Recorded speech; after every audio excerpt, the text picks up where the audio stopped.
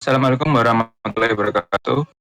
Perkenalkan kami dari kelas 1 akan mempresentasikan tugas metode latihan yang berjudul Sitampu Inovasi IoT untuk Pelindung Otomatis dan Penyiraman Cerdas Tanaman. Perkenalkan, nama saya Bima Putra Purnawirawan dengan NPI 1482309. Dan dilanjut teman saya, monggo. Perkenalkan, nama saya Dwayne Rosli dengan NPI 14823000031. Perkenalkan, nama saya Azhar Zulkifli Nursyarullah dengan NPI 14823000002. Oke, pertama pembahasan dari poin kita itu adalah latar belakang. Nah, pertanian penting untuk ketahanan pangan. Karena urbanisasi mengurangi lahan, menanam stroberi dalam pot menjadi populer. Namun stroberi dalam pot rentan hujan deras yang membuat akar busuk dan kemarau yang membuat tanaman layu atau mati. Penyiraman manual sulit dilakukan jika pemilik alat irigasi otomatis yang ada biasanya mahal dan hanya untuk skala besar. Karena itu, Sitampu hadir sebagai inovasi alat penyiram dan pelindung otomatis berbasis IoT untuk membantu perawatan tanaman stroberi secara efisien. Nah, untuk tujuannya dari pembuatan prototipe Sitampu itu adalah untuk menjaga kelembapan tanah stroberi agar tetap stabil secara real time atau langsung dengan sistem penyiraman dan pelindung otomatis IoT. Alat ini memudahkan perawatan tanaman bagi pengguna yang sibuk sekaligus mendukung inovasi pertanian rumah tangga skala kecil melalui pemanfaatan jarak jauh. Nah, untuk target dari Sitampu itu ada 4. Meningkatkan kualitas stroberi. Maksudnya yaitu Sitampu menjaga kadar air tanah tetap optimal sehingga stroberi tumbuh sehat dan produktif. Terus yang kedua, itu menjaga kelembapan tanah stabil secara real time atau langsung. Nah, maksudnya itu adalah sensor YL69 memantau kelembapan sistem otomatis menyiram sesuai kebutuhan tanaman. Terus yang ketiga, itu mempermudah perawatan tanaman, yaitu mengurangi ketergantungan pada penyiraman manual cocok untuk pemilik yang sibuk. Terus yang terakhir, yaitu adalah memperluas penerapan teknologi guna di rumah tangga. Maksudnya yaitu adalah mendorong urban farming modern dengan alat yang praktis dan Selanjutnya yaitu manfaat dari Sitampu, yaitu yang pertama meningkatkan produktivitas tanaman. Lalu yang kedua mengurangi risiko gagal panen karena kelebihan air atau kekurangan air. Yang ketiga menghemat penggunaan air dengan mengatur jumlah penyiramannya. Lalu yang keempat mengurangi ketergantungan tenaga kerja manual. Jadi dibantu oleh IoT tersebut. Lalu yang kelima membantu masyarakat urban farming.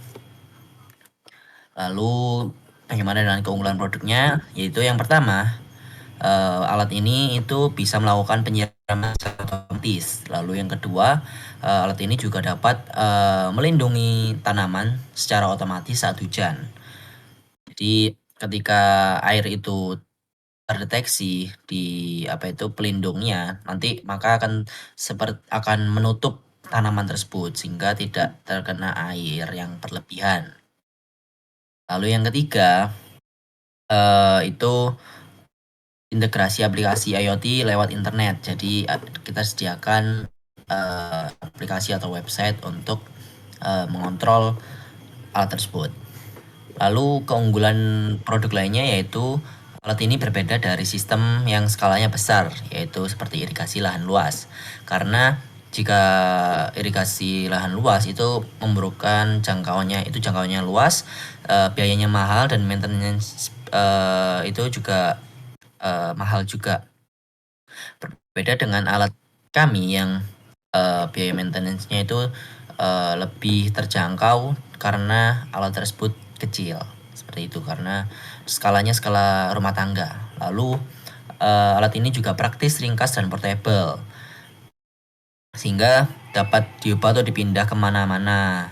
Sehingga membuat Sitampu lebih fleksibel dengan biaya yang murah dan menyaingi sistem dengan skala yang besar.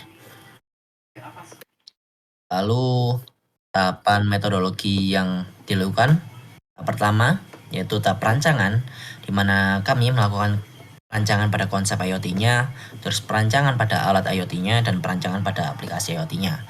Lalu tahap kedua kami melakukan pembuatan, di mana pembuatan alat IoT itu sesuai dengan rancangan, terus kami membuat aplikasinya juga, dan mengintegrasikan aplikasi ke dalam IoT-nya. Lalu tahap ketiga kita melakukan pengujian, menguji pada medium tanah dan tanamannya, lalu menguji aplikasinya apakah sudah terintegrasi dengan baik atau belum. Lalu di tahap keempat kita melakukan evaluasi dari hasil pengujian tersebut, mulai dari IoT-nya dan juga aplikasinya, seperti itu. Lalu yang fase akhir yang ingin kami capai, yang pertama yaitu akurasi alat mencapai lebih dari sama dengan 98%, karena banyak produk yang serupa. Terkadang IoT itu mengalami kendala pada lain hari, jadi itu kan kadang ada penurunan, kadang ada peningkatan, maka kami ingin akurasinya mencapai lebih dari 90%, 98%, sehingga jika alat tersebut mengalami penurunan, itu penurunannya tidak terlalu signifikan akurasinya, seperti itu. Lalu yang kedua, modelnya yang ramah lingkungan, lalu teruji dan layak untuk digunakan, lalu membantu petani stroberi pastinya. Lalu yang kelima, aplikasi IoT itu dapat diakses dimanapun. Aplikasi itu pokoknya harus terintegrasi dengan internet, seperti itu. Lalu yang terakhir, digunakan oleh pengguna sasaran. Ya, contohnya petani yang mengalami masalah dengan hasil taninya seperti kekeringan atau gagal panen, seperti itu. Oke, untuk spesifikasi produk yaitu ada sensor YL69. Sensor ini untuk mengukur kelembapan tanah. Jadi misal tanahnya kering ataupun basah itu bisa diukur dengan sensor ini. Untuk kontrolernya kita pakai ESP32 yang sudah support WiFi atau built-in WiFi di dalamnya. Untuk alat yang ketiga ada motor servo dan juga pelindung hujan. Jadi berikut adalah gambar motor servonya dan pelindung hujannya juga nanti kita akan rancang. Untuk yang keempat adalah pompa mini untuk penyiramannya. Untuk jadwal kegiatan sendiri, yang pertama ada koordinasi di bulan pertama, rapat koordinasi, penanggung jawabnya ketua.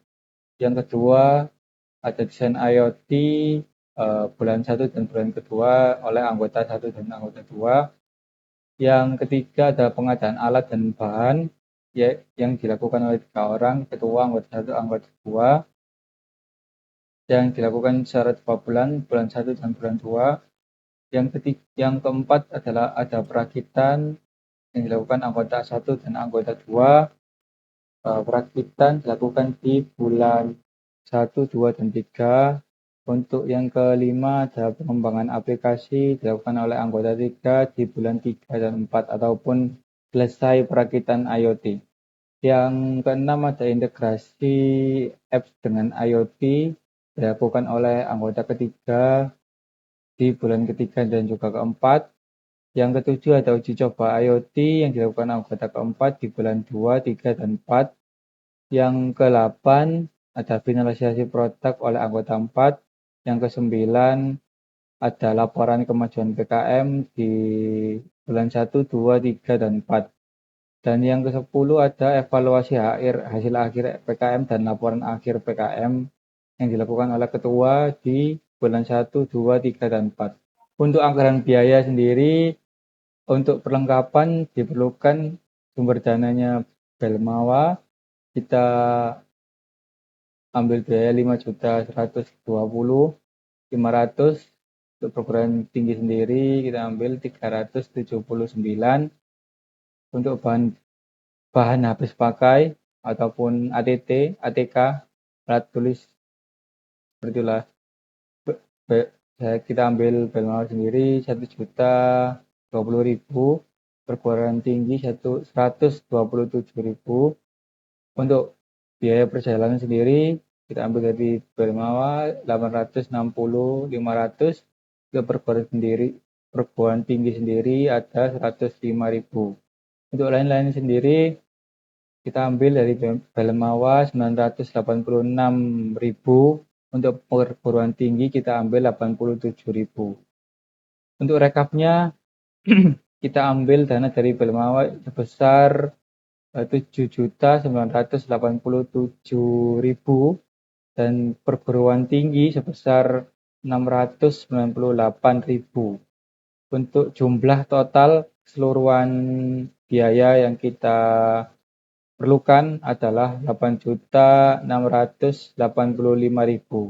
Kesimpulan sendiri, Sitampuh merupakan inovasi alat penyiraman dan pelindung otomatis berbasis IoT yang dirancang untuk membantu perawatan tanaman stroberi dan pot secara efisien.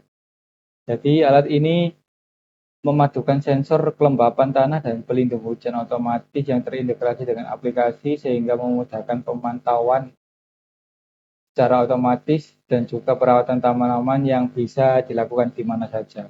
Dengan desain yang praktis dan portable serta biaya pembuatannya terjangkau, Sitampuh dapat mendukung praktik urban farming, meningkatkan produktivitas tanaman, dan juga menjadi solusi teknologi tepat guna bagi petani stroberi dan masyarakat rumah tangga modern yang ingin memulai perkebunan pot sendiri. Sekian presentasi dari jika ada kurang lebihnya kami mohon maaf sebesar-besarnya. Wassalamualaikum warahmatullahi wabarakatuh. Waalaikumsalam warahmatullahi wabarakatuh.